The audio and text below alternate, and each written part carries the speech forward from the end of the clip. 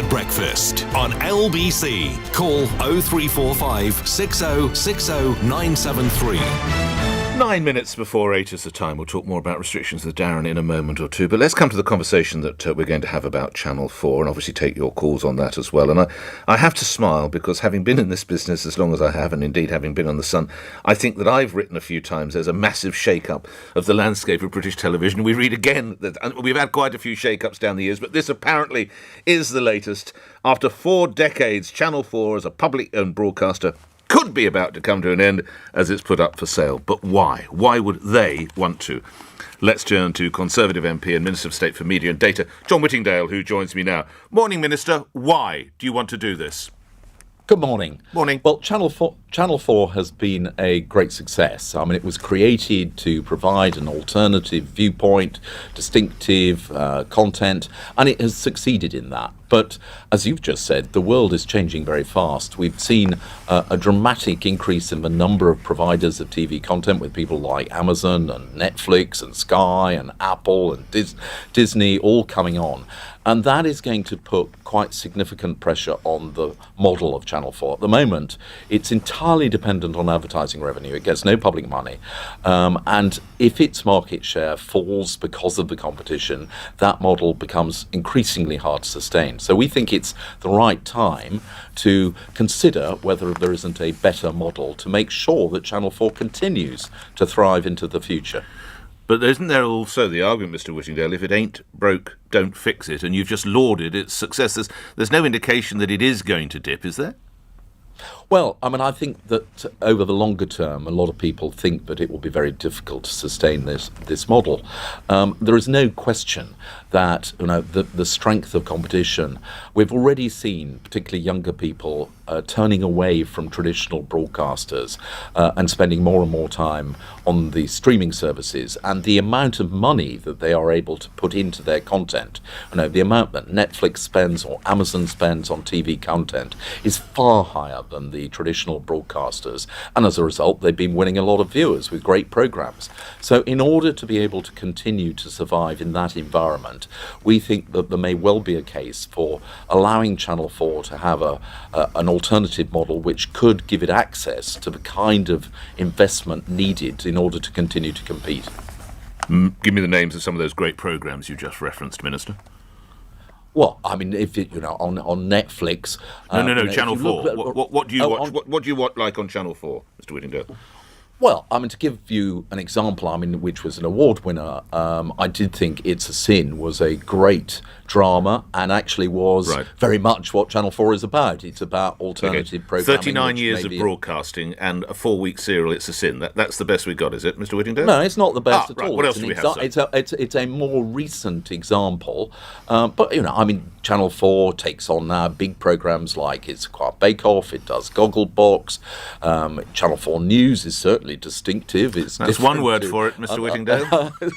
To others. Okay. So it does have a special place, and we don't want to damage that. We want to sustain that. John, if I may call you that. Of course. Well, that's very kind. Sir David Attenborough was once the most trusted man in Britain. He says of your plans, not your personal, your government's plans, they're short-sighted political and financial attacks. John Whittingdale. Well, I'm a huge admirer of David Attenborough, but I don't agree with him on that. It's actually about trying to sustain Channel 4, not undermine it. And it is exactly because of the pressure that we think is going to be on Channel 4's finances. And indeed, across the board, we're trying to strengthen public service broadcasting. One of the other areas where we're considering change is to try and ensure that the BBC, Channel 4, ITV, Channel 5 still remain at the top of the guide. It's people can find them easily, and that's this issue of prominence, because there is a risk now that they'll get lost amongst all these other channels. So there are a variety of measures that we're going to be looking at to strengthen our public service broadcasting system. Lastly on this, John, should you be nervous it might fall into the hands of an overseas company, Rupert Murdoch or the Discovery Channel?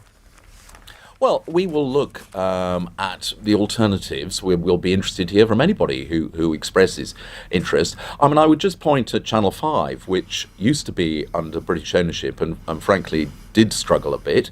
It was then acquired by Viacom, which is a US company, and since then they have put a lot of money in. They've made some great programs, and its market share has gone up. So I think overseas ownership in itself is not necessarily a bad thing. It could actually help because it will open up access to the kind of investment. But there's a range of possibilities. This is a consultation, so we haven't reached any final decision yet. OK, as if your department isn't busy enough, also football, I understand, will fall under your remit to a point. And these idea of bubbles, 2,500 VIPs per match as we move to the more exciting knockout stages coming into this country. How are you going to keep them all in a bubble? Well, I mean, I should correct you. I'm not responsible for football, but nevertheless, you're absolutely right. I'm a DCMS minister. The department you're in is, though, is it not? Indeed, yeah, absolutely right. And I was lucky enough to be at Wembley last night. Then you can definitely cop a few questions on this, John. Right, these bloody bubbles are a load of footballs, aren't they? They're not going to work, Mr. Whittingdale. Well, we are slowly moving to relax the restrictions. So last night, for instance, we allowed 20,000 people to attend at Wembley, subject to proof that they'd either have vaccinations or negative tests. We're going to expand that number for semi-finals. It will go up to 60,000, still subject to those requirements of demonstration that people are not positively tested. And we are also. But how are you going to keep 2,500 VIPs from Hungary or from Italy in a bubble? Well, if they come here, and we haven't reached any final decision about numbers, we are talking to UEFA about allowing VIPs or people associated with the teams to attend, but they won't just be allowed to sort of roam around Britain freely. I mean, they will be coming in to attend a match. They'll be having to stay in a designated place, go to the match, go home again. So, I mean, there will still be restrictions, but we are in the position where we are able to slowly relax. As I say, we're going to significantly increase, by 3 times the number of people able to attend those matches. But you can dance around in Wembley with total strangers, but you can't dance at your daughter's wedding. Or indeed, you still restrict the numbers at funerals. It's not joined-up thinking, is it, Mr. Whittingdale? No, I completely understand people's frustration, and I want people to be able to dance around at weddings and go to the theatre as much as anybody else. But this is a careful programme. We've identified specific events where we've allowed people to attend in greater numbers in order to test that it is safe. That was what last night was about. It was what some of our earlier events, like the snooker finals, were about. And so far, the evidence is very encouraging, and that it is on that basis that we've been able to move to make further relaxation. It is a heartbreaker for people with weddings planned. You do accept that? Yeah. That they look at the TV and they can't work it out. We've made some relaxations specifically for weddings, as you know, in June, and I very much hope that come July the 19th we'll be able to remove a lot of these restrictions and people will be able to go back to these things. But we have to move cautiously. All right. And lastly, was there a real threat, or how real was the threat, that the UEFA could have moved the games to Rome or to Budapest, and that, I read, was the concern of the government? How real was that? Well, we are not going to do anything to put public health at risk, but on the other hand, we completely understand, we want to host the semi-finals in this country and maybe have a final, and, very much hope that England will be playing in those matches, and people will be able to go and watch them do so. But, that is an ongoing discussion. We are very hopeful that we can hold these events at Wembley, but, as I say, we're not going to do anything that will put at risk the amazing progress that we've made over the last year. And I know you want Wales to progress as well. I know you want to say that. Indeed. Absolutely. I want to make sure next time you cross the Severn Bridge or whatever it is, I want you to be absolutely welcomed with open arms. Lastly, 5 years ago today, you might recall, I'm sure you do, it was Brexit Day. How will you remember Brexit 5 years on? John Whittingdale. I remember Brexit Day in that it was something I campaigned for, as you know, during the course of the referendum. So I was both delighted by the result and also, I have to say, amazed. I don't think anybody expected that there would be a vote to leave, but I thought it was the right decision to take. And I can say to you, Nick, 5 years later, I still believe it was the right decision to take. Always good speaking with you, John. Thank you for your time. John Whittingdale, Minister of State for Media and Data, appearing here on LBC, where at 8 o'clock news is next with Simon Conway. On your radio, on Global Player, and Play LBC. leading Britain's conversation. This is LBC.